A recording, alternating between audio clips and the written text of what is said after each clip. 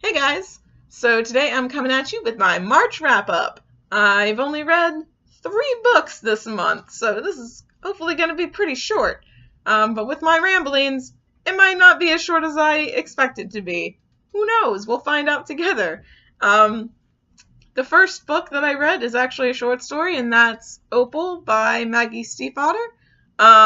It's featured in the paperback copies of The Raven King, and it's also available online as an ebook for 99 cents, which is where I got it. And come on guys, it's only 99 cents. That was just a blessing. I love Maggie Stiefvater so much, and I may be butchering her last name, but she is amazing, and I love her. Anyway, the book is told through Opal's perspective, and it's basically her figuring out the animal world, as she calls it, and it features Ronin and Adam, which I absolutely love.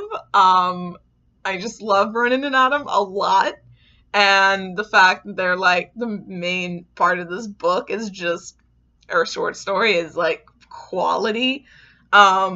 It's not only about Ronin and Adam though, so there's some quality content that's not focused on them, and it's just completely Opal based. And there's a teaser, I think, for the Dreamer trilogy in it, so you should read it if you've read The Raven Cycle. If you haven't read The Raven Cycle, it's not going to make any sense to you probably, but yeah.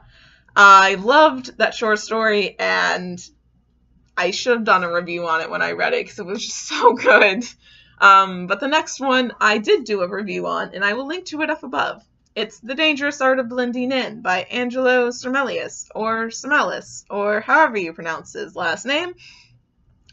It's not your typical queer coming of age book.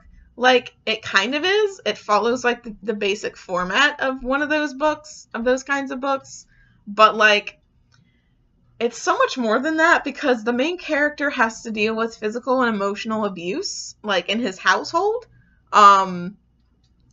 And I think that's just, it's a main part of the book.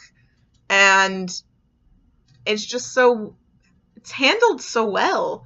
And, I just love it.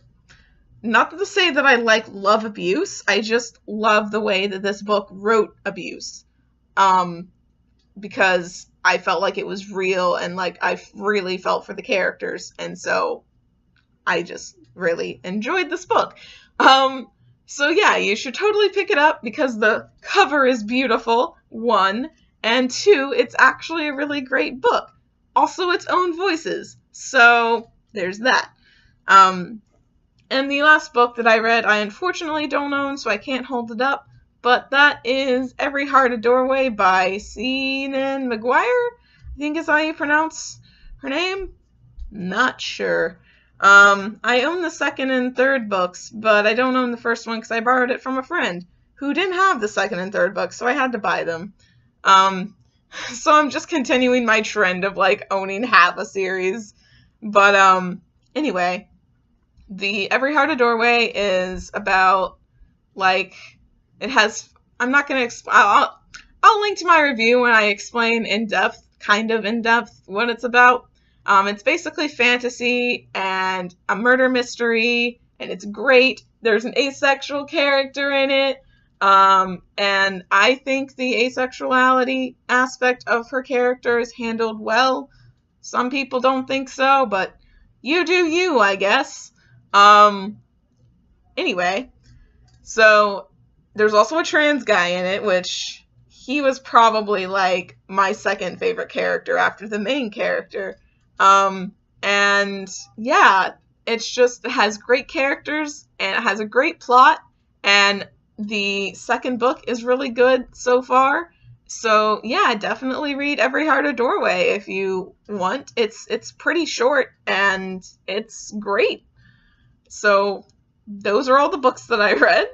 And one last thing that I wanted to mention in this video is that you may have noticed I'm wearing my Hayley Kiyoko shirt, and that is because she released a new album today, and it's pretty lit, so check it out if you want to. and I will see you all in the next video. Bye, guys.